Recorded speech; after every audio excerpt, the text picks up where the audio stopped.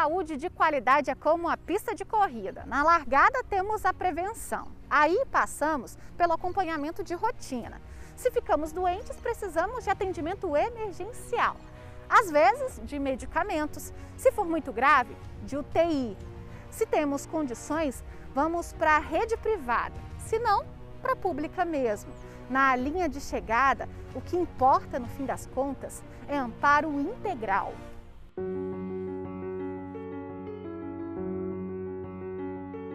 No Brasil, o direito à vida e o direito a uma existência digna são garantias fundamentais previstas na Constituição Federal. É a obrigação do Estado dar assistência para que possamos viver saudáveis.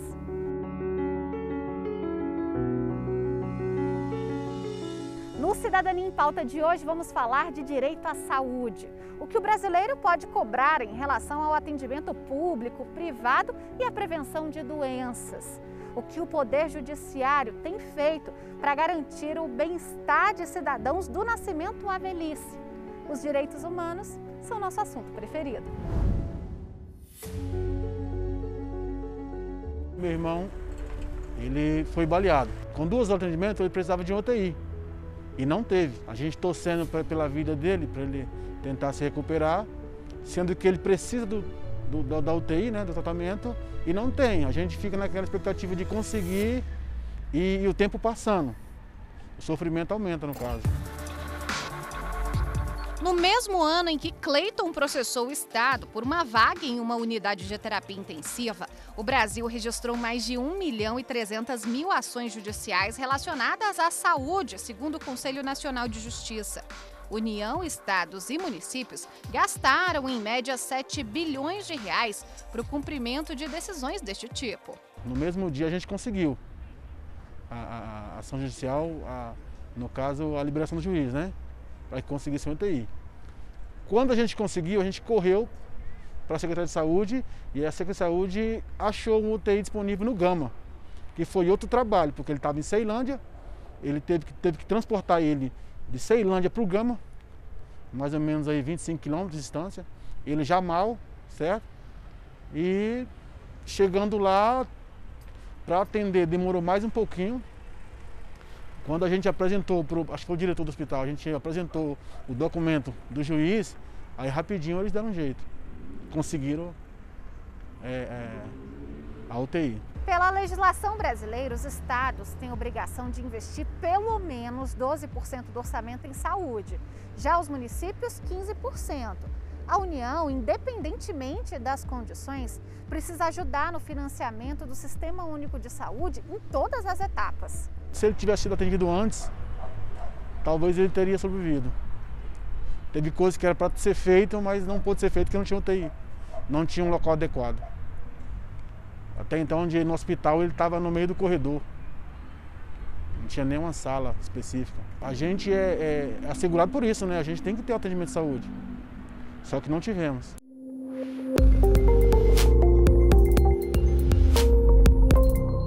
Além de estar previsto na Constituição Federal como um direito fundamental, o direito à saúde é definido também como um direito de todos e um dever do Estado. Isso significa dizer que o governo tem a obrigação de prestar assistência à saúde a todos os cidadãos brasileiros. Para colocar em prática essa previsão constitucional, o governo implementa programas e ações que são as chamadas políticas públicas de saúde. Essas políticas são extremamente importantes para garantir o acesso igualitário a todos os cidadãos, sem qualquer distinção de qualquer natureza. A Constituição Federal de 1988 trouxe uma visão diferente de saúde. Na época, a luta era para a universalização dos serviços. Antes da nova Carta Magna, apenas trabalhadores formais tinham acesso ao atendimento gratuito.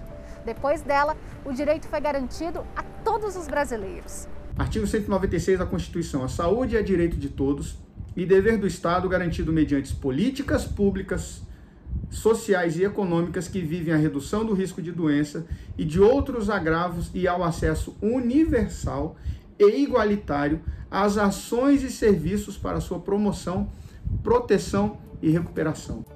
Não importa a sua classe social, seu estado civil, o lugar onde você mora. Pela lei brasileira, o Sistema Único de Saúde é para todos. Se no seu bairro, se na sua na sua proximidade, você não tem um atendimento que é adequado hoje, você pode procurar em outro lugar. Então, o atendimento ao SUS, ele é destinado a todo cidadão brasileiro, indiscriminadamente. Não existe discriminação nem de faixa de renda e nem de status social para que a pessoa seja atendida pelo SUS. Falar de saúde é falar também de pessoas que fazem a assistência acontecer, profissionais que unidos salvam vidas. O meu dia a dia é bem corrido. O plantão começa cedo, geralmente eu faço dia, algumas vezes eu faço noite. É muita pressão e de achar que de repente falhar e alguém ser prejudicado, não é menosprezando outras áreas, mas um contador, um advogado, um professor volta atrás e conserta. A gente é mais difícil, principalmente pronto-socorro, né, emergência. Durante a pandemia da Covid-19, técnicos, enfermeiros, médicos, fisioterapeutas e muitos outros profissionais se viram com uma responsabilidade ainda maior. São pacientes instáveis. Durante o transporte, né, pode acontecer alguma intercorrência, piorar o quadro. Então, exige mais da equipe, exige mais atenção, mais monitorização. Foi realmente uma demanda muito grande, foi um ano muito, muito pesado. Pegou a gente de surpresa, ninguém tinha um plano A e nem um plano B, né, de repente se aconteceu o que for. Não tínhamos esse planejamento. Nós, ao longo da pandemia, fomos nos ajustando ao que tinha de recurso e de tudo. Acho que muito aprendizado, com certeza.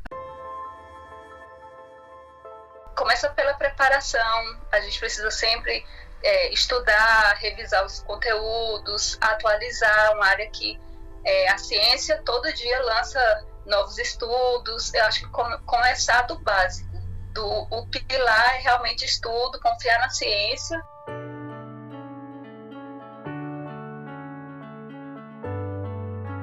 Nós nos preparamos para o que vier e, ao mesmo tempo, tem que pensar positivo, né? Tem que acreditar que vai dar tudo certo no final.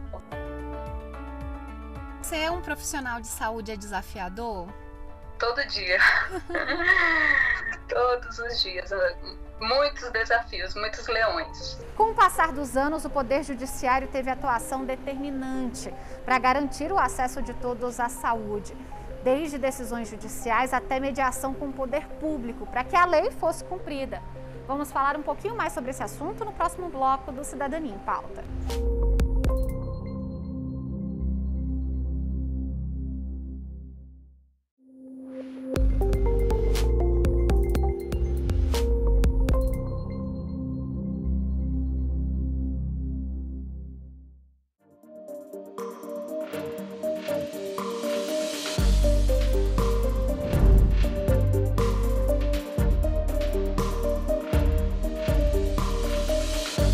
Quando nós começamos a usar o canabidiol, a gente sabia que era ilegal, que no Brasil não poderia se usar porque era derivado da maconha. E isso trazia um peso, um sentimento muito ruim para a gente. Então a gente passou algum tempo preparando a documentação, conversando com advogados. Na primeira oportunidade que a gente teve, nós entramos na justiça e, para nossa surpresa, foi em tempo recorde, porque o juiz ele percebeu, né, ele identificou que era risco de vida. Para nossa surpresa, o parecer saiu em tempo recorde. Em apenas 3 dias, o juiz deu ganho de causa, porque ele interpretou como risco de vida. Em 2014, a Justiça Federal em Brasília liberou que os pais de Anne, na época com 5 anos, importassem o canabidiol dos Estados Unidos. A menina tem uma doença rara e epilepsia grave. Após o uso do derivado da cannabis, ela apresentou melhoras das crises. A minha percepção é que a Anne não estaria entre nós se não fosse o canabidiol. O tratamento da Anne hoje mudou muito em relação ao período antes do canabidiol, porque era muito difícil. A Katia saía de casa para levar a Anne para a fisioterapia, ela chegava lá, tinha que voltar, porque durante o percurso a Anne tinha 2, 3 crises e chegava na fisioterapeuta, não tinha condições físicas de fazer a fisioterapia. Hoje não, hoje a gente tem um controle bastante efetivo das convulsões e isso permite que a Anne consiga evoluir. Então hoje o tratamento da Anne Eu não diria isso da Anne, da família inteira. É outra vida, é uma outra situação se comparar antes e depois do canabidiol. Um ano depois, a Agência Nacional de Vigilância Sanitária, também por determinação judicial, autorizou que médicos brasileiros prescrevessem remédios à base de canabidiol e THC, substância presente na cannabis. A gente percebeu que as coisas estavam mudando quando a gente acordou um dia de manhã cedo, logo depois do início do uso do canabidiol. A gente se olhou e perguntou assim: você levantou de manhã cedo para Codiano? E falei: não. E você também não? E aí a gente se deu conta que a gente dormiu uma noite inteira sem ter que socorrer a Anne com convulsões. Isso tem um impacto gigantesco na vida de todos os familiares, dos parentes, das pessoas que são próximas, porque não é só a criança ou a pessoa, né, que está tendo epilepsia que sofre. São todos que estão próximos e envolvidos que sofrem junto. A atuação do Poder Judiciário em assuntos polêmicos sobre saúde pública foi determinante para mudanças na assistência aos pacientes, segundo especialistas. Este ano, a Anvisa simplificou ainda mais o processo. O pedido de importação agora pode ser feito apenas com a prescrição médica. O formulário de solicitação e o termo de responsabilidade podem ser preenchidos pela internet. Se a gente olhar para trás, em que em 2014 era completamente proibido no Brasil, e você vê hoje várias famílias ganhando direito, ganhando a justiça para poder plantar, associações ganhando a justiça para poder fazer o autocultivo para os seus associados, é uma transformação do país fantástica. Eles inspiraram centenas de outras famílias a buscarem o mesmo acesso. Até então, eles faziam algo que poderia ser considerado tráfico internacional de drogas, porque eles estavam trazendo em malas e em qualquer outro modo que eles conseguissem para trazer isso para o Brasil. Então, foi um desafio. Logo em 2015, houve uma mudança regulatória na Anvisa. Então, a Anvisa, por meio da RDC 17 de 2015, conseguiu estruturar para que houvesse uma importação individualizada para essas famílias. Diminuiu um pouco o desafio em termos de acesso, mas ainda assim não precisava mais judicializar. Em 2019, brasileiros fizeram mais de 6.000 solicitações de importação do canabidiol, quase o dobro do que foi pedido no ano anterior. Segundo a Anvisa, 7.800 brasileiros já têm autorização para importá-lo. Uma evolução impactante, porque anteriormente, vai fazer um processo de judicialização, são meses. Nem todo mundo tem esse tempo. As pessoas estão sofrendo à toa, porque elas ficam esperando. Mas agora, se a gente pensar que a gente precisa de uma receita branca para esse acesso, a gente vê que foi uma grande evolução. E quem permitiu isso foi o direito à saúde e ao bem-estar. No Brasil, o uso do medicamento tem sido recomendado por médicos para pessoas com doenças graves e crônicas que não respondem a tratamentos convencionais. Hoje no Brasil, quais são as indicações mais comuns que chegam lá na Anvisa para fazer esse requerimento de autorização de importação? Então, além da epilepsia refratária, a espasticidade e a dor, também temos o uso em autismo, doença de Alzheimer, doença de Parkinson, pacientes usando quimioterápicos, então, para cuidar desses efeitos colaterais relacionados com esses quimioterápicos. E tem crescido outras indicações também: ansiedade, insônia, doença de Crohn, retocolite ulcerativa, esquizofrenia, artrite, artrose, psoríase, endometriose, fibromialgia, esclerose múltipla, entre outras, mas essas são as que a gente vê mais frequentemente nos consultórios aqui no Brasil e na Anvisa por meio desse pedido de autorização para importação. Quem plantar ou comercializar maconha no Brasil sem autorização da Justiça pode ser punido com prisão. Famílias que não têm condições de arcar com a compra de medicamentos derivados da cannabis, por exemplo, recorrem ao Poder Judiciário para conseguir habeas corpus preventivo, que resguarda a pessoa de ser presa ou processada por cultivar a planta. Mas ela precisa comprovar o uso medicinal. O habeas corpus é um remédio legal. Então, existe uma necessidade de você estar infringindo uma lei antes de você pedir como se fosse uma proteção legal para que você continue quebrando a lei, dando um motivo, que é a sua saúde, que como um direito constitucional, direito à saúde e bem-estar, traz a base, né, dessa argumentação e permite que exista essa proteção. Não é uma autorização de cultivo, não é uma licença de cultivo, mas é uma proteção sim que está protegida por meio da Constituição.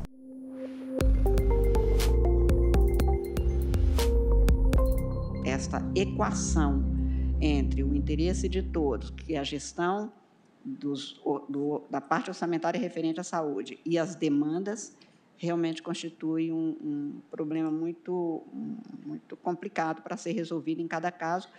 Por isso é que o Supremo vem mantendo a jurisprudência no sentido de dotar de eficácia os direitos fundamentais, especialmente estes como o da saúde, para garantir a cada um aquilo que seja, não o que é seu, mas segundo a sua necessidade. Em março de 2020, os ministros do Supremo Tribunal Federal decidiram que o Estado não é obrigado a fornecer medicamentos de alto custo não registrados na Anvisa.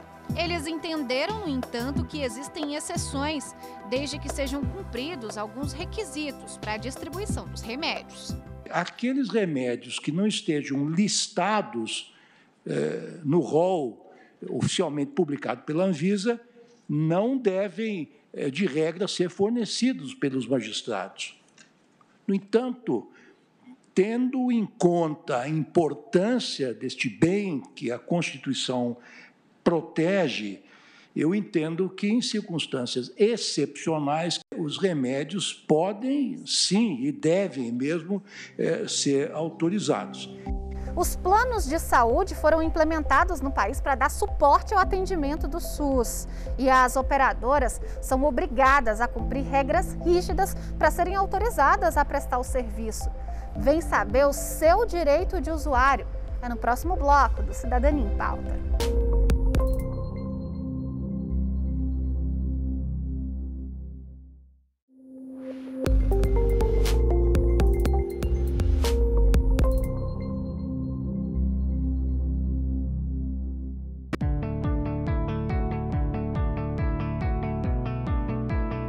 Existe o tripé da Seguridade Social no Brasil, que é a Previdência Social, a Assistência Social e a Saúde. Eu costumo reduzir da seguinte forma: a Previdência é para quem contribui, a assistência é para quem precisa e a saúde é para quem existe. Então, todas as pessoas que estão no território nacional, elas estão sujeitas à saúde pública, ao Serviço de Saúde Pública do Brasil. E ela é acessível, independentemente do pagamento de taxas, independentemente do pagamento de qualquer valor. Claro, ela é custeada pelos impostos que pagamos, mas não há um pagamento específico de taxa por serviços específicos de saúde. 100% dos consumidores de planos de saúde, dos usuários de planos de saúde, não sabem quais são os seus direitos enquanto consumidor e enquanto usuário.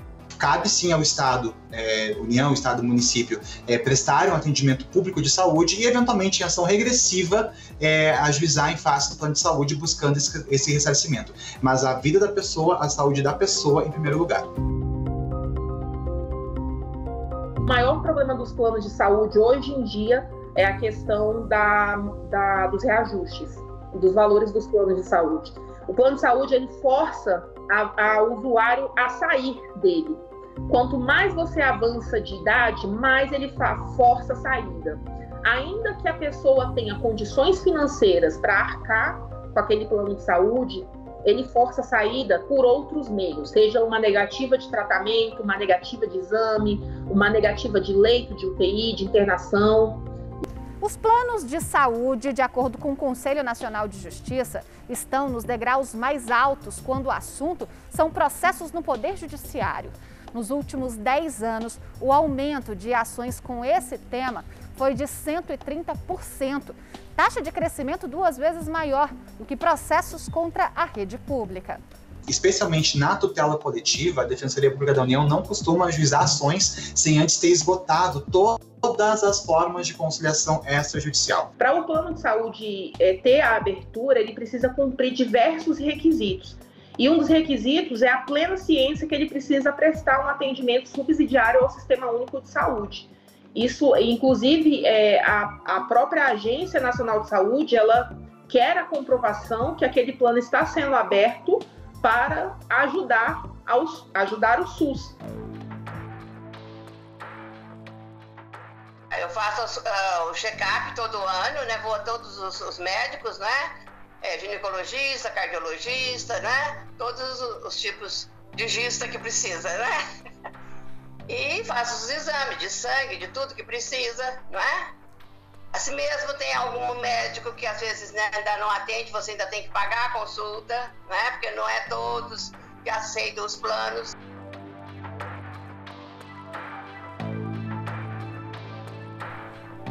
Todo ano, em agosto, tem aumento.